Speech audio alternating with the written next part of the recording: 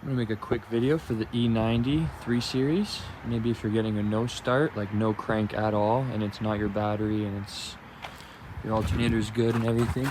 There is a ground strap that goes, it's easier to see from under the car, but I'm not gonna crawl under it again. But this is the location of it, and mine was, where is it? Snapped in half. So, getting it like no crank, no nothing. Battery was good.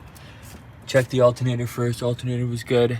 I was about to do a parasitic test, which is basically testing which fuse is maybe drawing too much, or which, sorry, module, but turned out to be this ground cable. I know there was a second one over here.